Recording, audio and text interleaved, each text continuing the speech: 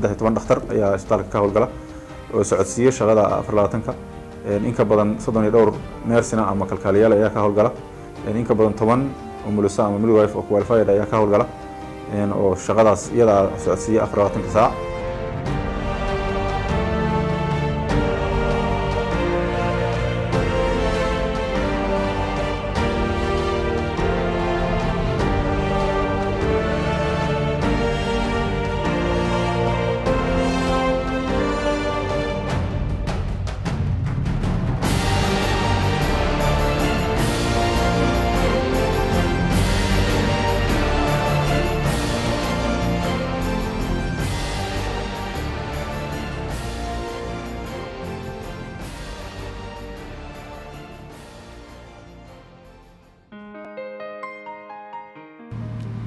isbitaalka guud ee Garowe waxaa la aasaasay sanadkii 1972 ujeedada loo aasaasay waxay ahayd inuu haqabtiro baahida caafimaad ee bulshada ku dhaqan gobolka Nugaal.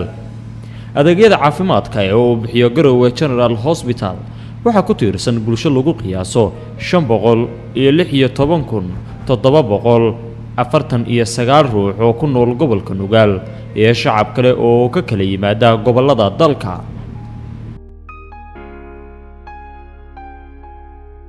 isbitaalka guud ee Garowe wuxuu ka kooban yahay qaybta emergency-ga iyo iskoorsada ama gurmadka degdega iyo iskoorsada qaybta bukaan socodka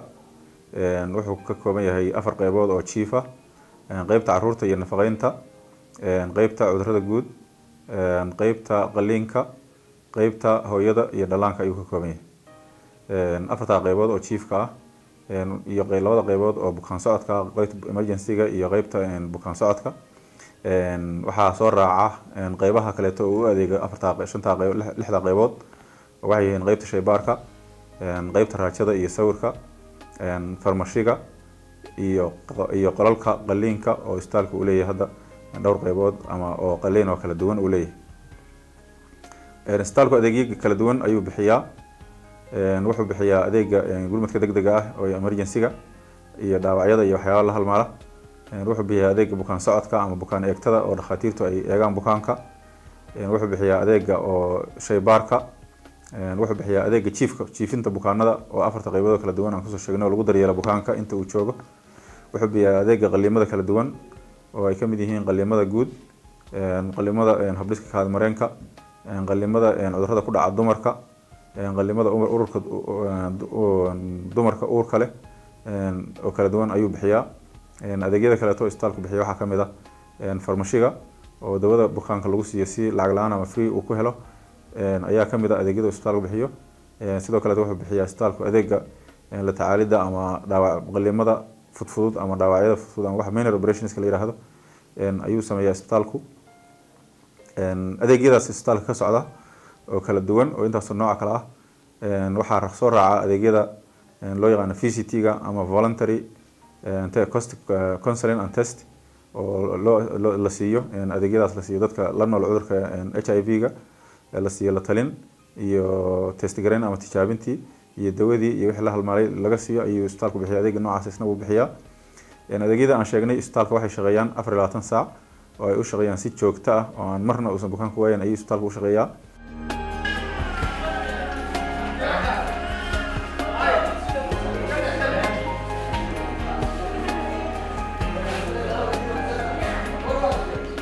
qaybtan emergency-ga hadda ku sugannahay waa qaybta ugu muhiimsan isbitaalka waana qaybta ay ka soo galaan dhammaan bukaanada soo gala isbitaalka looguna qabto gargaarka degdega ah qaybtan waxay shaqeysaa 24 saac waxa ka howlgala si joogto ah dhakhaatiirta oo shiftiyo kala duwan galo isbedela iyo shaqaalaha kalkaaliyaasha caafimaadka oo iyaguna adeegan inta badan halkan waxa loogu qabtaa yani bukaankas marka uu soo gaaro adeega ugu horeeya ugu muhiimsan ee u baahan yahay marka la istaabalas gareeyo oo bukaanku uu noqdo bukaan la jiifin kara qaybta waxa loo gudbiyaa qaybta halkaasna waxa loogu sii dhameystiraa dawada qaybtana u jeedaanin waa guud ahaan qaybta yani isbitaalka dhan laga soo galo nooca rabta haddii ahaan lahayd emergency-ga ilmaha yar yar haddii ahaan lahayd emergency-ga xanuunada dadka waaweyn haddii ahaan lahayd emergency-ga dhaawacyada haddii ahaan lahayd emergency-ga hooyooyinka ama hooyooyinka uurka leh ama hooyooyinka yani muxuu ahaa markaa dhalayo foosho ay hayso inkastoo si gaar ah yani loogu adeego oo qaybtan loogu gudbiyo hooyooyinka laakiin haddana waa qaybta main ahaan isbitaalka ay kasoo galaan bukaanadu iyadoo laga taxadarayo dhimashada hooyada iyo dhallaanka waxa uu maamulka guud ee cisbitaalku uu xoogga saaray adeegga qaybtan si looga hortago dhimashada hooyada uurka leh xilliga dhalmada waxaa isbitaalka uu xoogga saaraa si uu u oofiyo ama uu u fuliyo ahdaafta guud oo muxuu ahaa adduunka u degan ama dowladda Puntland wasaaradda caafimaadka u degan si uu u oofiyo waxaa main ah oo xoog ah in xoogga la saaro oo isbitaalka qaybihiisa ugu muhiimsan ah qaybta hooyada iyo dhallaanka oo runtii adduunku uu si aad ula tacaalaya ama dhib badan oo xoog badan ay ka jirto oo hooyooyinku meelo fogfog ay ku fooshaan oo targetkeenu yahay in la yareeyo ama la baabi'iyo umul raaca iyo ilmaha uurka ku dhimanaya ama markay dhashaan kadib dhimanaya in la yareeyo ama la baabi'iyo uu yahay hadafkeena iyo targetkeenu sidaa darteed waxaa ka jira isbitaalka adeega maternity-ga ama dhalmada hooyada hooyada waxaa loo sameeyaa adeegii dhalintii waxaa loo sameeyaa adeegii hooyada u baahan tahay adeegii dhiig shubkii waxaa loo sameeyaa hooyada baaritii waxaa loo sameeyaa hooyada daweyntii waxaa loo sameeyaa hooyada qaliinkii waxaa loo sameeyaa hooyada hadday dhiig u baahato in dhiig lagu shubo haddii ay hooyadaas dhali weydo ama hadday u baahato assistant oo qalab lagu dhaliyo ay u baahato in la assist gareeyo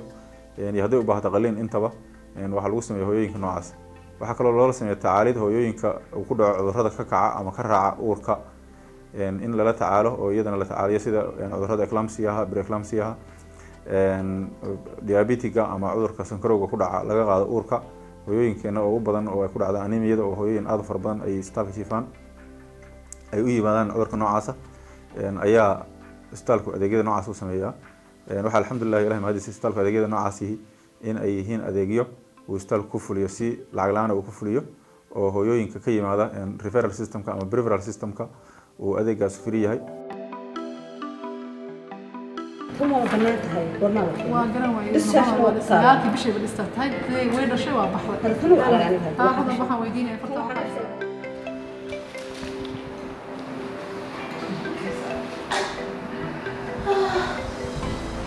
waa qayb cusub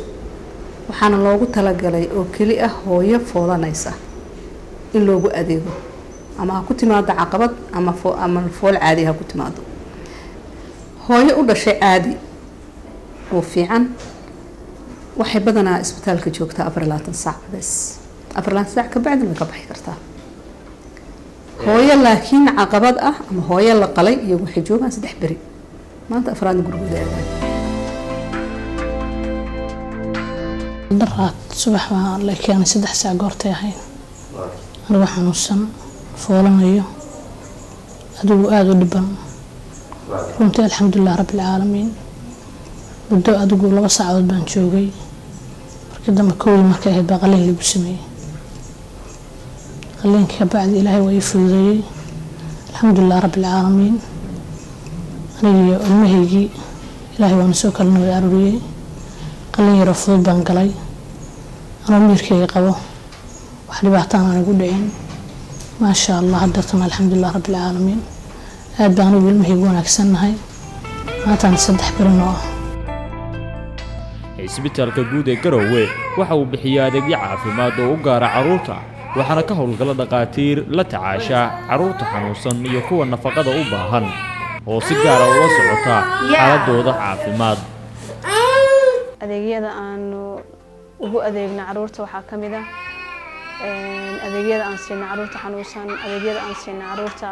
nafaqa darrada leh adeegyada aan siino carruurta xitaa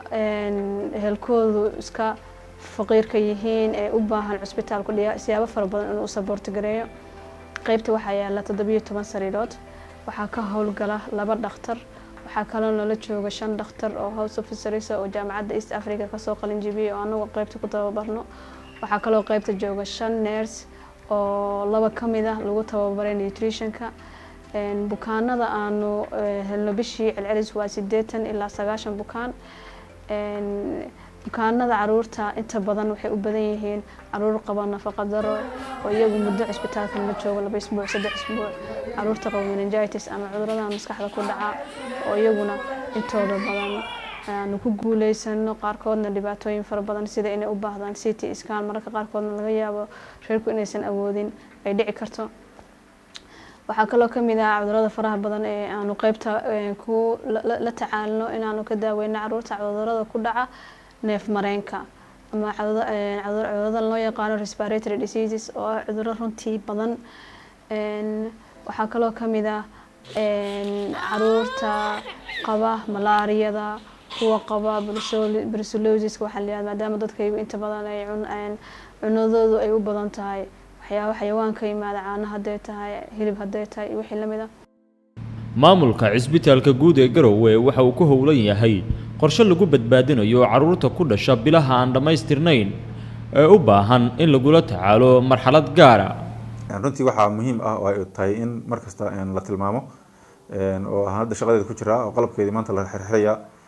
qaybta lagu daryeelo ama lagu koriyo ilmaha yararka ah oo miisaankoodu yar yahay ama aan dhameyska ahayn oo xilligoodii aysan gaarin runtii u baahan farsamo iyo aqoon ka gadisan tan oo daweynta ilmaha caadiga ah oo isagoo caafimaad qabo dhashay ayaa iyaduna waxay tahay qayb runtii aad muhiim noogu ah oo aan rabno inaan sida ugu dhaqsaha badan insha Allah dhawaantan aanu kicino oo qalabkeedii hadda gacanta lagu hayo rakabaadiisii iyo tababarkii shaqaalihiisa iyo goobihii loo asaan garan lahaa si loogu shaqeeyo aan ku tala jiro hadii Ilaahay idmo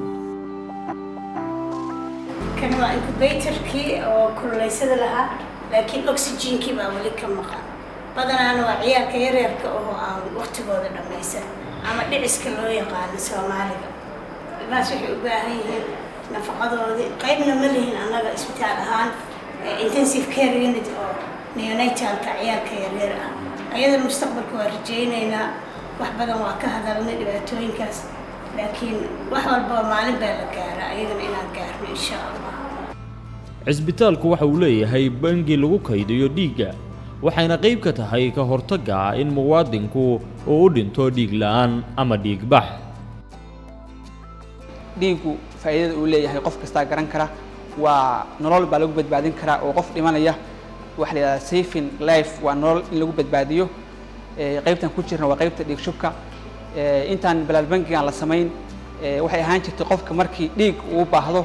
in familigiisa ama dadka qaraabadiisa xigtada u ah ay dad magaalada ka keensadaan intii qofkii lagu maqan yahay uu qofkii noloshiisa ay khatar gasho ama uu dhintaba inta laga soo gaarinba hadda waxa la sameeyay maamulka isbitaalka waxay sameeyeen balaal banki oo ah qofkii markii isbitaalka la keeno oo dhiig loo diro in dhiigga noociisa uu ka heli karo isbitaalka intuu qof doonan lahaa dhiiggii la siiyo saynan u marin balaal bankigiina uu eber u noqon qofkii markii dhiig la siiyo oo dhiiggiisa uu baahidiisa loo daboolo uu markaa isagu qof keeno si bedelkii loo dhigo meesha ilaa haddaan dhiigga bixino aan bedelna keenin waxay imaanaysaa in talaagadii dhiiggu ka dhamaado isla markaas bankigu eber noqdo marka siyaasaddu waxa weeye qofku dhiiggiisa ha helo isla markaasna ha keeno dhiig bedelkiisa si qofka ka dambeeya isna noloshiisa loo badbaadiyo qofku markuu raali uu ku noqdo in dhiig laga shubo waxa la mariyaa medical check up qofka waxa la fiiriyaa qofkaani caafimaadkiisu suu yahay blood pressurekiisu inuu qofku waxa dhiig kar uu soo lahayn inuusan qofku sonkor qabin inta marka la fiiriyo baa waxa la fiiriyaa afar cudur ugu muhiimsan afarta cudur waxa weeye qofku inuusan qabin beer xanuun oo laba nooc ah hepatitis B iyo C isla markaasna uu qabin cudurka loo yaqaan syphilis ama jabtada isla markaasna waxa ugu muhiimsan oo kale afar ku ah cudurka loo yaqaan HIV/AIDS inkasta oo isbitaalku uu fuliyo adeegyo caafimaad oo kala duwan haddana dhab ma ay noqon himiladii loo aasaasay Garowe General Hospital oo ahayd in muwaadinka ku nool gobolka Nugaal caruur iyo ciroole ay helaan adeegyo caafimaad oo dhameystiran walow aan laga daalin oo ay jirto rajo mashaakilku waa halkiisa haddii aan xal loo helin dhowr qodob oo ay ka mid yihiin dhaqaale darri dawo yari iyo qalab yari haysata cisbitaalka guud ee Garowe General Hospital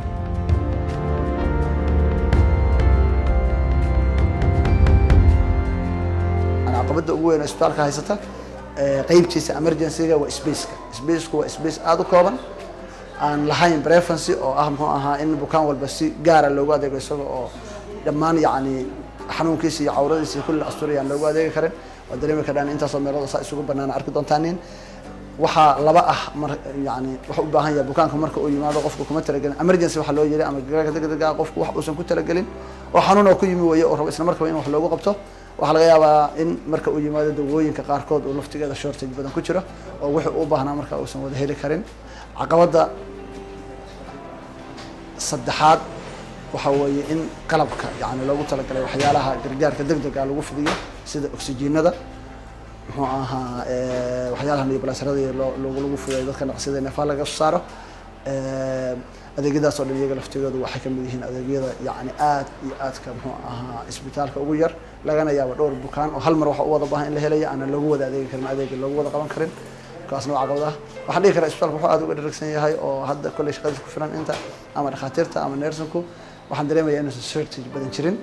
oo uu in badan oo kamid uu kofargareeyay laakiin yani waxay ku adeegi lahaayeen mar badan waxaa laga yaabaa gacmahaagu inay xirmaan adoo adeegii qaban kara haddana aadan oo garanaya waxa ku qaban lahayd laakiin aadan ku qaban karin qalabkii iyo waxa adeegsan lahayd aadan haysan waxa kale oo iyadana jira waxyaalihii yani hadda hadii lagu sheego ma dhaawac ama wuxuuna meesha ka dhacaan iyagoo shaqaale halkan joogaan waxaan la samayn karin gurmad because ambulance iyo ma HDI yani ambulance hadda halkan aan u fadhiyo maanta aan shaqaale halkan hadii la yiraahdo dhaawac halkan ka dhacay magaari wala gudbay yani uma tagi karo mana soo adeegi karo dadkaas oo yani goobta adeega uga soo halkeen kara sababtan waxa weeye muxuu ahaa ambulance la'aanta waxa laga yaabaa in gaari lagu keeno dushii iskoroga dushii isagoo saaran qofkii dhaawacii gaari mid aan ahayn la soo gaarsiiyay yani oo dareemi karnaa waxa weeye qofka marka ay shil dhaco ama wax dhacaan problem dhaco waa inay goobta bukaanka ay ka soo qaadaan muxuu ahaa shaqaale caafimaad oo tababaran oo yaqaana qaabkay u qaadayaan kan xangulaha iyo dhabarka ka dhaawacan qaab loo qaado leeyahay kan surka ka dhaawacan qaab kale loo qaado leeyahay yani in badan waxa laga yaabaa dhiig joojin ugu baahnaa meeshooda in lagu gaaro in aan waxaas oo dhan adeegyadaas oo dhan maqan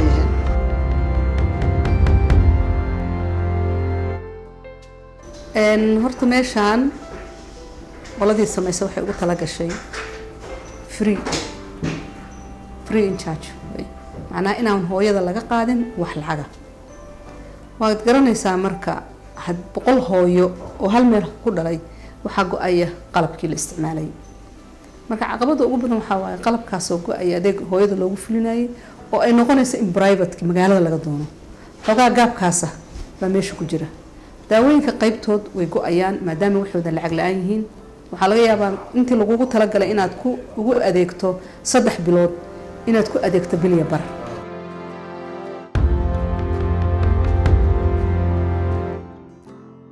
marka qaybta caqabadaha ka jira waxaa kamid ah isbeyskii aad u yar isbeyskaas oo saameyn ku yeeshay adeegyaan bixinaynay caqabadaha kale oo ka jira waxay tahay qaybta way ka yara durugsan tahay qaybta haweenka sida daradeed caruurta markay ku dhalaan qaybtaas waxay noqotaa in cunugii isla markiiba aan qaybtan ku soo wareejino taasina ay dib ku keento adeegii sida hooyada loo adeeg oo loogu adeegi lahaa caqabadaha kale oo qaybta taala waxay way daawada isbitaalka hay'adaha mararka qaarkood ugu deeqa inta badan way go'daa waxaanu haynaa bukaanka waa siinaa laakiin inta badan daawooyinka bukaanka iyaga ayaa soo gata taasina waa dhib kale oo jirta caqabadaha kale oo ka jirta waxaa kamid ah isbitaalka cuno uu bixiyaa cunada isbitaalka bixiya cuno standardkeedu sareeya ma aha quantity ka kooban tahay xitaa quantity variable maalinba cuno gaar loo keeno ma taasina waxay saameyn ku yeelatay in cunugii isagoo u baahan isbitaalka 3 beri 4 beri 5 beri sii joogo inay hooyadu tiraado meeshan gaaja ay ugu dishay waa ka tagayaa caqabadaha kale oo qaybteeda ka jirta waxaa kamid ah qaybta oo aan u design garaysnayn inay noqoto qolalkii jiifafka ee loogu talagalay bukaanka wax aan ka codsan lahaa dadka videogan daawanaya inay qaybta u qabtaan waxay ahaan lahayd laba shay in qaybta lagu daro qayb neonatology-ga caruurta dhalashadoodu ay yar tahay 2 beri 3 beri 4 beri caruurta jira meel lagu baxnaaniyo qalabkii lagu baxnaanin lahaa iyo in loo tababaro cidii baxnaanin lahayd qaybtaasi way ka maqan tahay iyo in space-ka 2 qol 3 qol oo kale qaybta lagu daro waxyaabaha baahiyahan sahlan sida in qaybta go-yaal loo sameeyo sida in qaybta loo sameeyo marakaneecooyin waxaan la daala dhici karno annaga ruuxayaga as a volunteer basis aan wax uga qaban karno runtii adeega asaasiga iyo adeega secondary-ga isbitaalku uu bixiyaa laakiin waxaa jira meelo ay ka jirto baahi ay ka jirto oo ay ugu horeyso runtii takhasusyo gooniya oo dadku intay u baahdaan markaas aan ku khasbanaano inaanu isbitaalka aan refer gareyno markaan fiirino statisticska dadka la refer gareeyay ama laga xawilay isbitaalka waxay ugu muhiimsan qodobka ugu muhiimsan uu yahay iyadoo la fiirinayo wacyiga bulshada iyo garashadooda oo aysan ku baraarugsanayn cudurrada non-communicable ama cudurrada qofka muddada haya sida sokorta iyo dhiigkarka iyo waxyaala lamidka ah oo qofka marka ugu dambeysa uu yimaado isagoo u dilaacay complicationka cudurrada ka dhalanayay oo uu noqday renal failure oo kale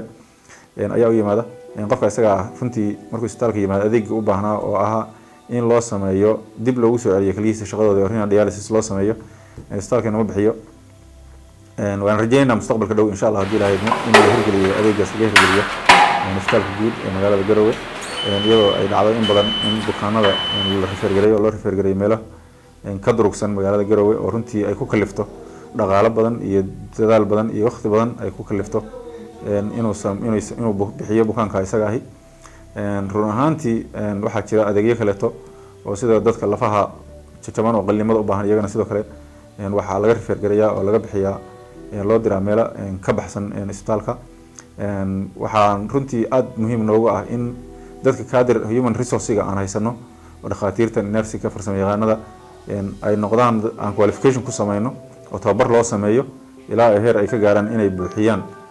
adeegii isaga ahaa oo la rabay ee bulshada u baahnayd runtii adeegyada intaa fara leeg oo dhan hal maalin ama laba maalin laguma buuxin karo oo dabcan dee adduunkaba kama jiro isbitaal bixiya all services isbitaalka service gooni ayuu bixiyaa wixii ka baxsan isbitaalada kaleeto servicekaas ka jira ayaa